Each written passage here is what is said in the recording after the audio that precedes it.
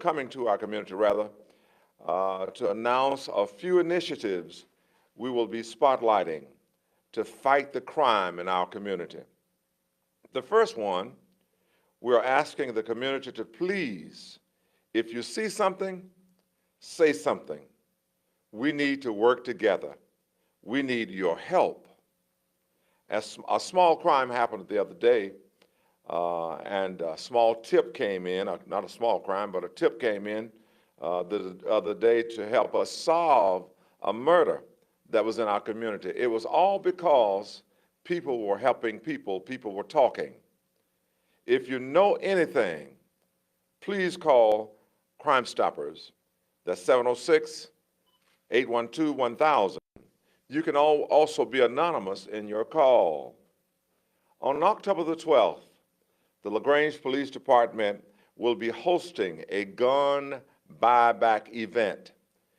We want to prevent firearms violence by reducing the stock of firearms in our community. Chief Five Ash will speak more on this particular subject and the details in just a moment. The LaGrange Police Department also is planning to create a youth-round youth prevention program for our young people to learn there is another way other than violence. Chief Five Ash will also elaborate more on that in just a few moments. I plan to go to the City Council to request additional resources to support these programs and to provide more police detail throughout our community to stop the violence. I will be making a request for more resources to the City Council at our next City Council meeting. I want to thank my fellow City Councilmen that couldn't be here today, and also thank the ones that's here today. I want to thank them for all of their support, because together we're going to stop this violence in our city. Enough is enough. Now I'd like to ask Chief Five Ash to come before us today and talk to us about some other initiatives that he has and go into more detail. Chief Five Ash. Thank you, Mr. Mayor. Good afternoon, everyone. One of the first things I want to address is the youth involvement in our community and some of the youth violence that we've been seeing here recently. I've been speaking with some of our personnel within our department and have spoken to them about developing our own program, start working with the youth in our community to reach out to our local resources and our local advocates and start generating the help from within the community, and not only to keep those youth out of violence and keep them from getting involved in violence, but also to facilitate a relationship among the police department or between the police department and the community to reach out to the others that we're not already familiar with and foster those relationships and further them.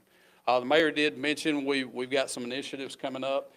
We've actually already put some initiatives in place that have already taken place, and I'll use some statistics on those in just a moment. We've reached out to our officers, and through the support of the city manager and the council and the mayor, we have worked some overtime details for traffic enforcement, mainly targeting minor violations such as window tint, no seat belts, tag lights, tail lights, unsupported electronic devices, holding those in your hand, driving with your telephone. All of these are minor violations, but at the end of the day, they are violations of Georgia statute. Those are state laws that people are violating. I've instructed our guys to stop the public, to make them aware of those violations. We're in the business of correcting behavior, and that's what we're doing. Those are unsafe acts. That's why they're violations of the statutes. So we've been addressing those things. They may seem very minor, but at their end, they're not minor. We had a murder in the city last week. We've been stopping a lot of vehicles with dark tinted windows. The person who committed that murder drove to the location in a vehicle with dark tinted windows. Had we only stopped that vehicle prior to that taking place. They may seem minor on their face, but they're not. They lead to major discoveries and things that we can prevent. During the two traffic details and the crime suppression detail we recently conducted back in the second week of August, we wrote a combination of 315 warnings and citations. We arrested 39 people, and we seized 3 weapons and recovered 1 stolen weapon. Now, you have to keep in mind, we have zone units working our zones every day that are answering 911 calls. They're so busy, they don't have time to do a whole lot of proactive law enforcement. So those 39 people we arrested, 315 citations and warnings we wrote, and the 4 weapons that we got off the street, those are people we would not have even encountered had those details not been taking place. So it's being effective. Thanks to the support from the mayor, the city manager, and the city council, having the funding and the backing to do these additional details, we'll continue to remove these things from our streets. And again, these are exclusive of our zone cars that are out there answering these 911 calls every day as they come in. The mayor mentioned see something, say something. That's vitally important to the job we do each day. We had a murder here on Monday.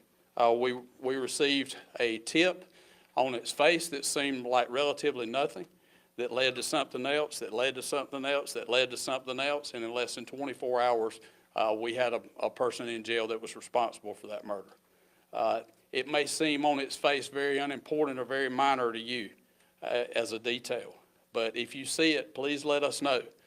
Please call 911 and advise them. Call the Crime Stoppers number. If you see one of these gentlemen on the street, pass the information on to them. I assure you that they'll get it to us.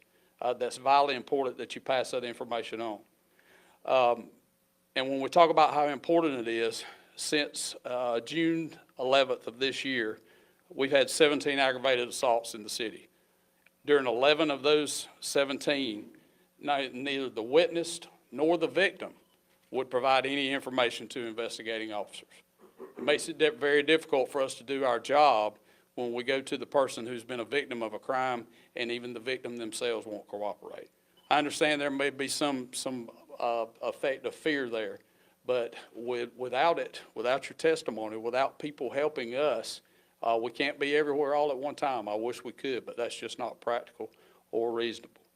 The mayor did mention our gun buyback program. That will take place on October 12th from 12 lunch until 8 p.m. in the evening. We will be doing a public service announcement with providing all the details about how we need to get those weapons to us and how we'll be taking them off your hands, as well as the compensation that we'll be providing for you bringing that weapon into us. Just in closing, you've seen a lot of blue lights flashing here recently. You will continue to see those blue lights flashing until the criminal element in this city figures out that they need to figure out somewhere else to do their business. Thank you. Thank you, Chief Five Ash. Once again, I wanted to host this news conference today to let our community know that the violence has to stop. And you will be seeing, and I repeat, you will be seeing more blue lights throughout our community. And we will be enforcing to make sure that our streets are safe. LaGrange is a wonderful city, and we're going to continue to make it a wonderful city with your help. Now, we need for you to do what you need to do to make your community and your city safe. I'm so thankful to have our city manager, our councilmen here today. Also, I'm happy to have the Housing Authority person here today, director of the Housing Authority, rather, Ms. Hurd, and she's very concerned about that, and she's also working with us, along with our council and city manager. Thank you so very much, and we're open for any questions at this time. One question that I would have is, and I notice this in my own personal town north of Atlanta, but we get a lot of crime that comes up from the city. While this is a little farther south, you guys see that there are people coming down, doing thefts, stealing guns, bringing them back to the streets of Atlanta. This might be for Chief.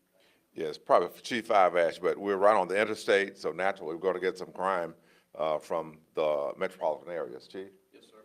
And we do have some intelligence that we're currently following up with that we received from a tip because somebody cared enough to say something about it, and that, again, that's very meaningful to our investigations about we are having some criminal influx from outside of our city.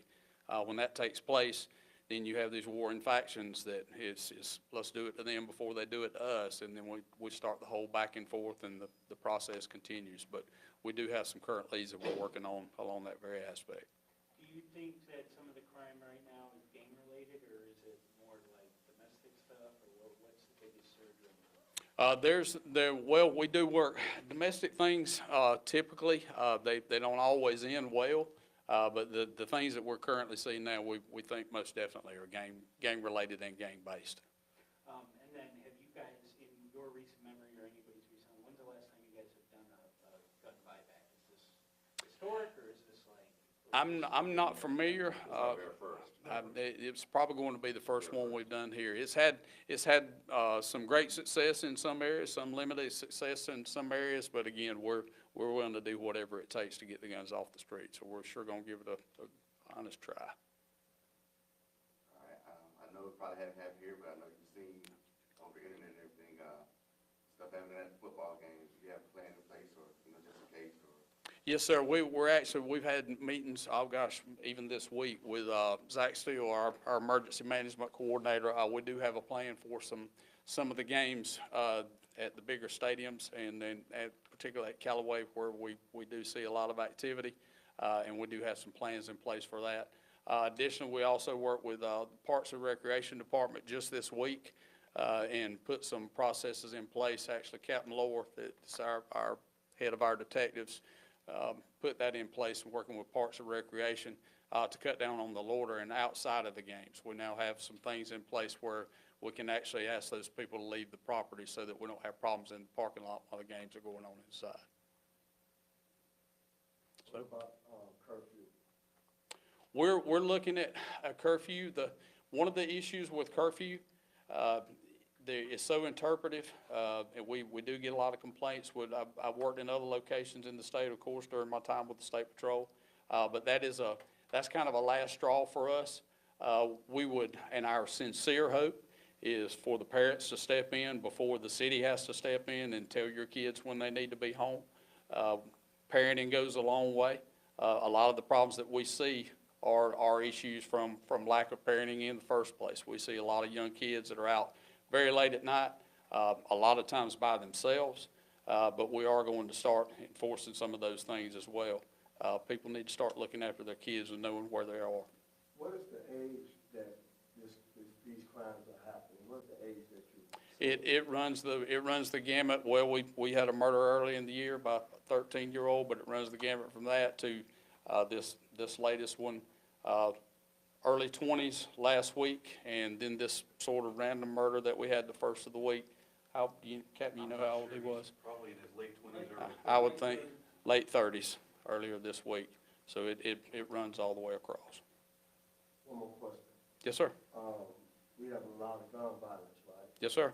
So where do you think these guns are coming from that these kids are getting? Don't really know.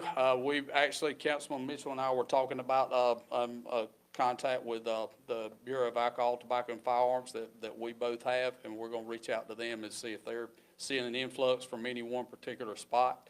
And we do have a plan to start following up on some of that. Some of these weapons, of course, are stolen, and they can come from anywhere, but some of the weapons have also been legitimately purchased. We can't infringe on people's right to keep and bear arms, but at the same time, what you do with it, that's a whole nother matter. Yes, sir. Do y'all have anything in place to work, I guess, hand in hand with, like neighborhood watch groups? I know you said people are scared. Yes, sir. We have a Crime Stoppers meeting here once a month. That's another thing we're really pushing with Crime Stoppers as well as Neighborhood Watch. And actually, the department person, Officer Bryant Mosley, that I've asked to look into doing the youth program, he's very instrumental in Neighborhood Watch and both Crime Stoppers already going on within the department. Yes, sir. What do you think the fear is? Why people are not saying anything? What you think is You know, Zoe, I really don't know. I have my own personal speculations. I think maybe some of it is just intrinsic fear of retribution. Maybe it's the mantra of being labeled a rat or a snitch. But I guess the way I look at it, and again, this is totally my personal observation. If somebody shot me or shot at somebody that I love, I don't want the police working across town. I want them working right in front of my house. And I would do anything within my power to see that person was brought to justice if they harmed somebody that I cared about. And we want people to take that same personal investment. when you say see a lot of blue lights, what do you mean by that? I mean, we're going to be out, COVID put a big dent in enforcement for law enforcement agencies across the United States. Trying to keep out from the contamination and all the things that were put into effect by the Department of Public Health and all the restrictions. We saw enforcement across the board, even when I was still with the State Patrol. We saw enforcement really go down. But it's time to get back to doing our job. A lot of things that we've let go, minor things turn into major things. So we're going to start back keying in on some of the minor things and hoping that works on the major things at the same time. It's just time to get back to doing our job.